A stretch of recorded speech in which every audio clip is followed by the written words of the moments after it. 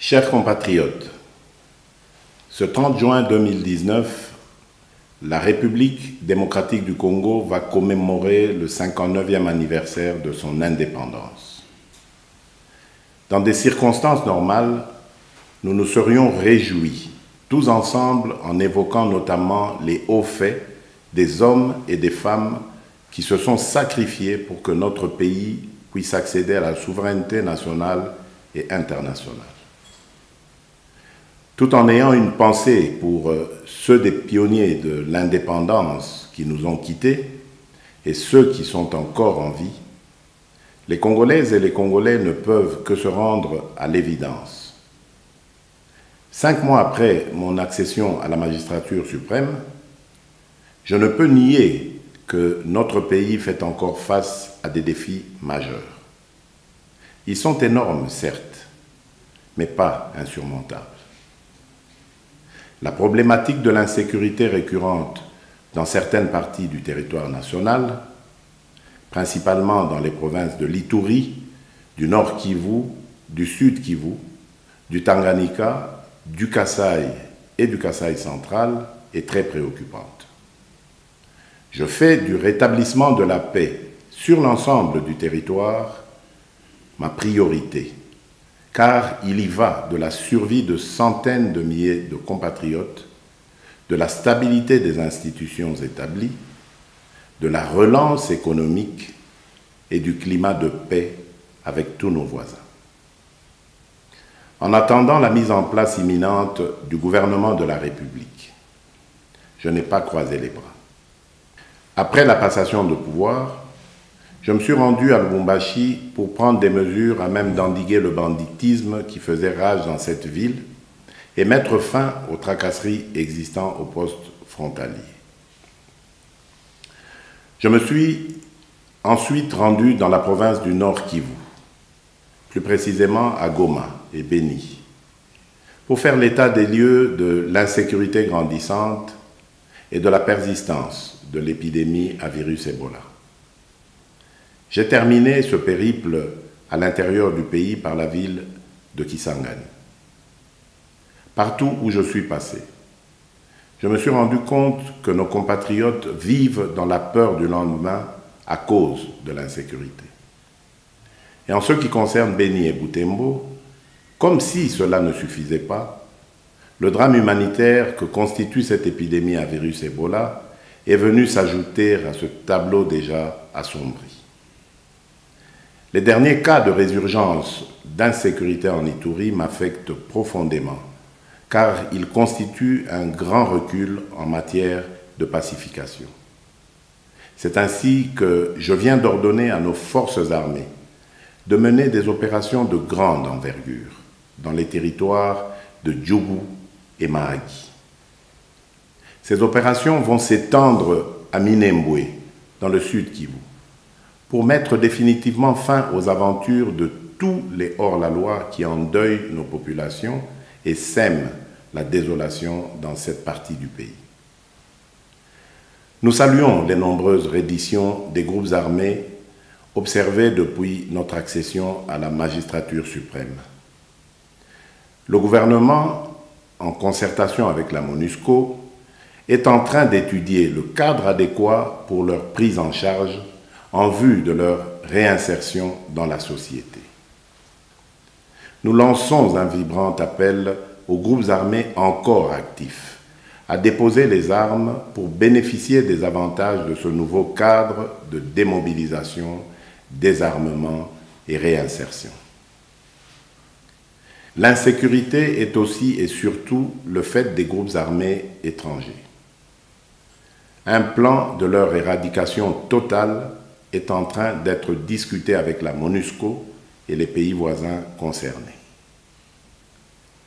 Chers compatriotes, en signe de solidarité avec nos compatriotes de Beni, Bunia, Mahagi, Djougou, Butembo, des villes environnantes et des autres contrées du pays touchées par l'insécurité, j'ai décidé de commémorer ce 30 juin dans la province de l'Ituri. Ma présence dans cette province s'explique par un souci de compassion envers des milliers de familles congolaises endeuillées.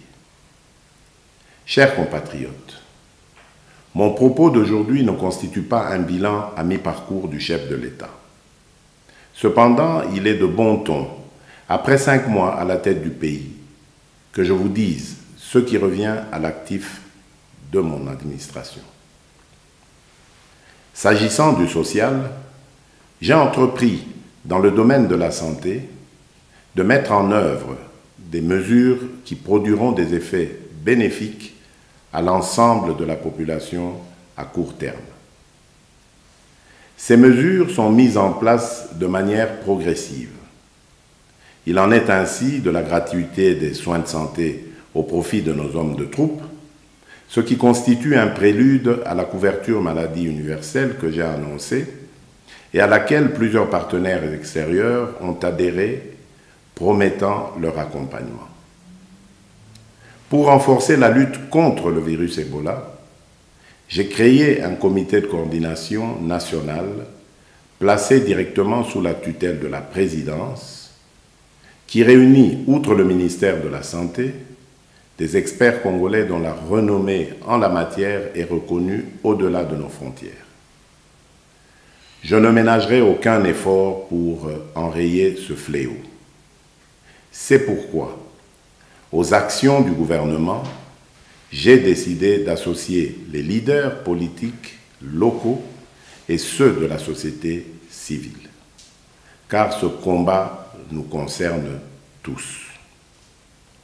La problématique de l'eau et de l'électricité à Kinshasa et dans l'arrière-pays se doit d'être définitivement résolue. À Kinshasa, la capitale, certains travaux d'aménagement de modules de traitement d'eau sont à terme et d'autres en cours de finition.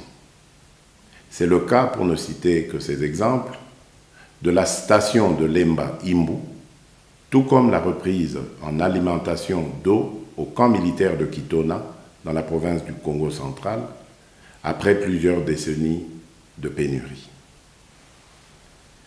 Dans le domaine des infrastructures, les travaux en cours sur l'étendue du territoire national, en particulier des routes et ponts d'intérêt général, démontrent ma détermination à favoriser l'intégration nationale et les échanges entre les provinces. Dans les centres urbains, la ville de Kinshasa a donné le ton avec des travaux d'aménagement, notamment des sauts de moutons, en vue de débarrasser la capitale de ces interminables embouteillages. En ce qui concerne la réhabilitation des routes, plusieurs ouvrages sont en voie d'être achevés à Kinshasa et dans les provinces, comme j'ai pu m'en rendre compte personnellement lors de ma visite dans la Tchopo, où j'ai inauguré 2 ponts d'intérêt national. Des travaux de grande envergure ont été confiés à l'Office des routes dans toutes les 26 provinces et à l'Office des voiries et drainages en ce qui concerne Kinshasa et les principales villes du pays. S'agissant des travaux en province, ils concernent la réhabilitation et la réouverture des routes d'intérêt général, mais aussi la remise en état des ouvrages de franchissement, c'est-à-dire des ponts et des bacs. Nous construisons ces routes et ces ouvrages de franchissement pour une meilleure circulation des biens et des personnes sur l'ensemble du territoire national, ce qui va induire une véritable intégration nationale sur le plan économique. Les produits vivriers seront ainsi facilement acheminés des milieux ruraux où ils sont produits vers les grands centres urbains. Les échanges entre les différentes provinces, selon leurs spécificités et spécialités, vont entraîner l'embellie de notre économie aujourd'hui fortement extravertie. Mon objectif à terme est d'assurer l'autosuffisance alimentaire à toutes les Congolaises et à tous les Congolais. Il est en effet incompréhensible que la République démocratique du Congo, dotée d'innombrables ressources naturelles telles que des terres arables, des fleuves et des rivières poissonneux, des pâturages, puisse importer la quasi-totalité des biens de première nécessité.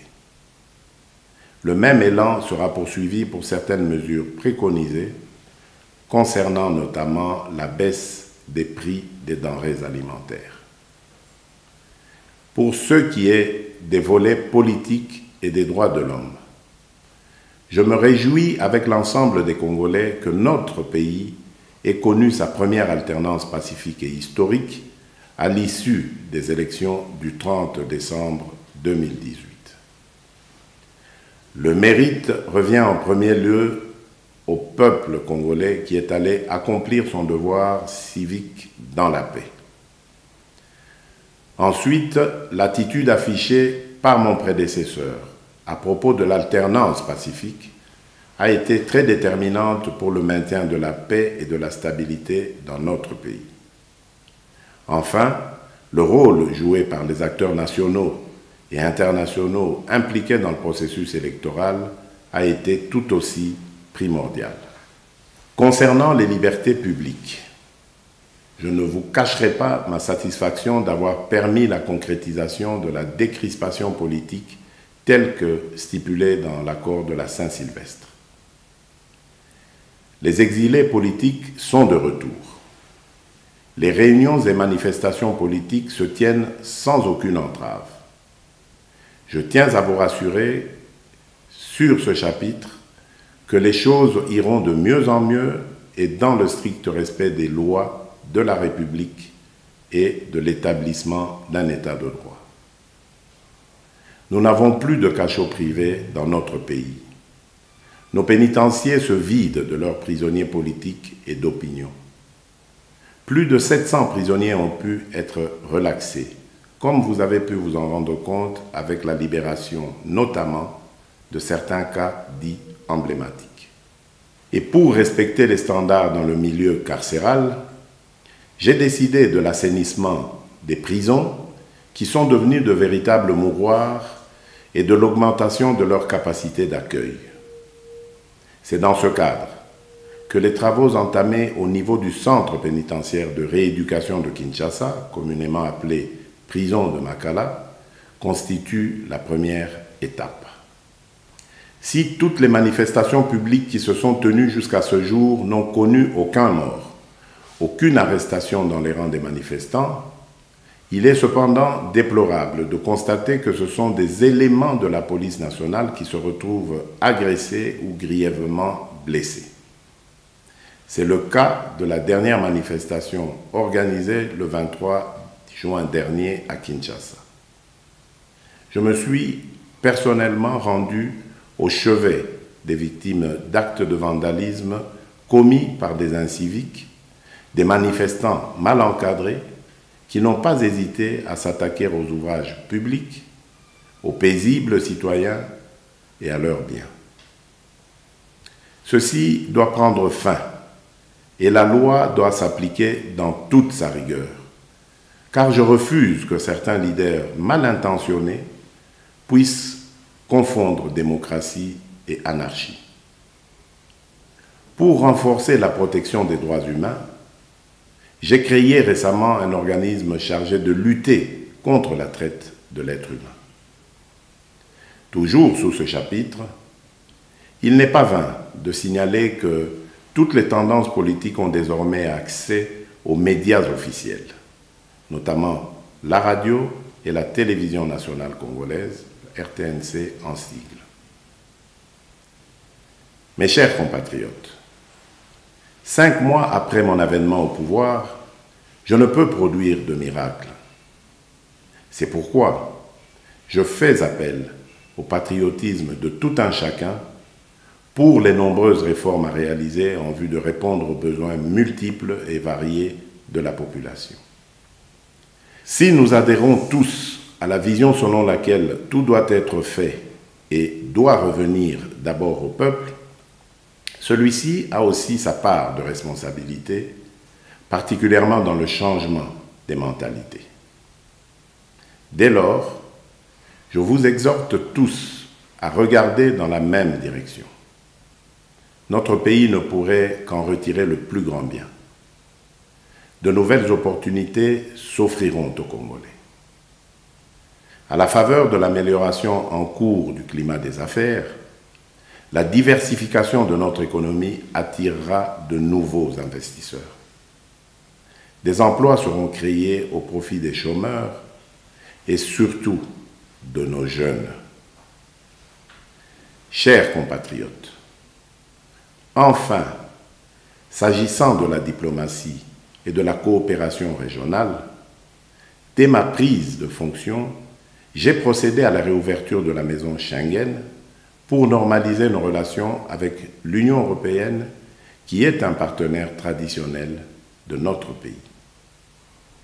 J'ai organisé un premier déjeuner diplomatique. J'ai décidé d'échanger régulièrement avec tous les ambassadeurs accrédités dans notre pays. C'est dans ce cadre que j'ai reçu au mois de février dernier tous les ambassadeurs pour parler avec eux de ma vision en politique étrangère. Dans ce même cadre, j'ai tenu à mettre en place des déjeuners diplomatiques, dont le premier s'est tenu avec les ambassadeurs de l'Union européenne et du Canada. Cet exercice va se poursuivre avec les ambassadeurs des autres pays. Dans ce domaine, ma politique sera celle de l'ouverture au monde, dans un partenariat gagnant-gagnant. Quant à la coopération régionale, la position géographique de notre pays, située au carrefour de plusieurs organisations sous-régionales, lui confère un rôle majeur dans l'intégration africaine préconisée par les chefs d'État regroupés au sein de l'Union africaine. L'intégration africaine étant l'objectif ultime, j'ai entamé des voyages au niveau de la région pour partager cette idée avec mes pairs. Cette démarche consiste à réaliser d'abord l'intégration au niveau de chaque sous-région avant sa consolidation au niveau continental. C'est dans ce cadre que mes visites m'ont déjà permis d'échanger avec les chefs d'État de l'Ouganda, du Rwanda, du Burundi, de la Tanzanie, de la Zambie, de l'Angola et du Congo, en ce qui concerne nos voisins. À cette liste s'ajoutent mes fructueuses rencontres avec les chefs d'État du Kenya, de la Namibie, d'Afrique du Sud, du Gabon et de la Guinée équatoriale. Avec les uns et les autres, nous avons compris que nous n'atteindrons pas cet objectif d'intégration africaine et du développement de notre continent si nous ne menons pas un combat farouche contre l'insécurité et les différents conflits qui déstabilisent l'Afrique. Ceci n'est possible que par la construction d'infrastructures transnationales. Les routes, les chemins de fer, les voies aériennes, les voies fluviales et maritimes, et par l'élimination des barrières douanières.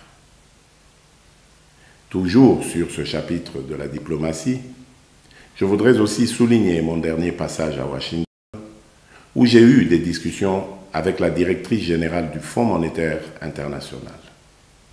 Ces discussions ont débouché sur une mission de cette institution à Kinshasa au titre de l'article 4. Le rapport de cette mission augure la reprise des programmes avec le FMI, qui est une bonne chose pour l'économie de notre pays. Avec la Banque africaine de développement, je voudrais d'emblée remercier le président de cette institution, mon frère Akinwumi Adesina. Au cours de nos échanges, il a clairement indiqué sa satisfaction concernant l'assainissement du cadre macroéconomique et a également promis le soutien de son institution aux différents projets de notre pays. Je voudrais aussi dire qu'au niveau de la Banque mondiale, je viens de recevoir à Lubumbashi le vice-président de cette institution financière internationale, avec qui nous avons partagé des vues communes sur la reprise de leur programme en République démocratique du Congo. Chers compatriotes, après avoir dressé ce constat à mi-parcours dans les domaines étayés, je vous annonce ma détermination à engager le gouvernement à répondre aux attentes de la population par des réformes nécessaires au développement de notre pays. Ainsi, la promotion des droits de la femme est un critère qui rentre en compte pour ce faire.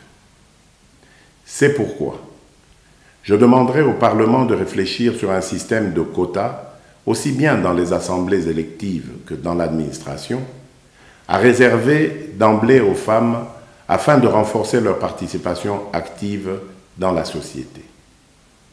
De la même manière, je prendrai des mesures pour lutter contre le chômage des jeunes.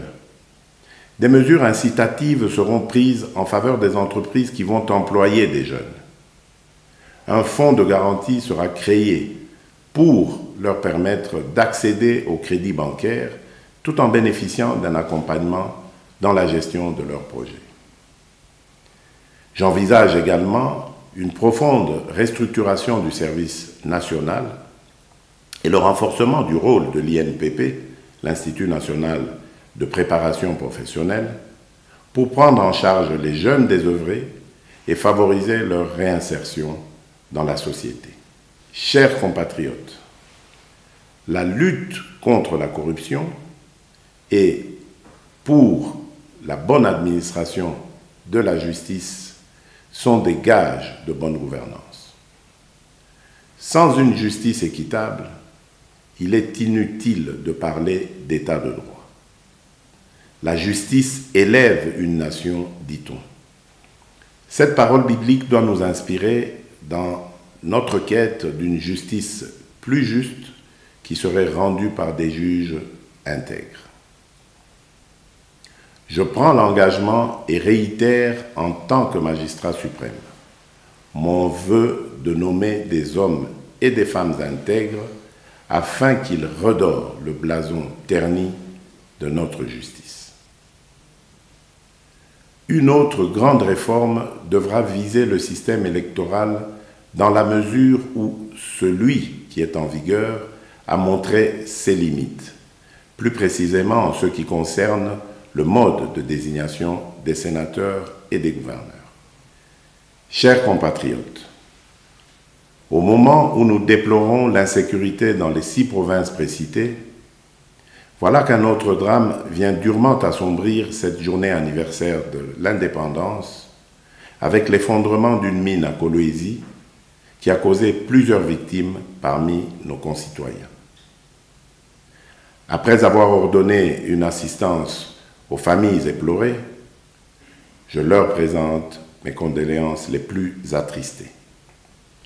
Par ailleurs, je viens de diligenter à cet effet une enquête pour établir les responsabilités dans ce drame. Chers compatriotes, ce 30 juin est le premier que je célèbre avec vous en tant que chef de l'État. Je l'ai voulu moins fastueux et plus dans la méditation et la prière, ce qui nous permet à tous de faire l'état des lieux afin de mieux nous projeter dans l'avenir. Un avenir que je veux radieux et prospère pour tous les Congolais. Que vive la République démocratique du Congo, que Dieu bénisse notre pays et son peuple. Je vous remercie.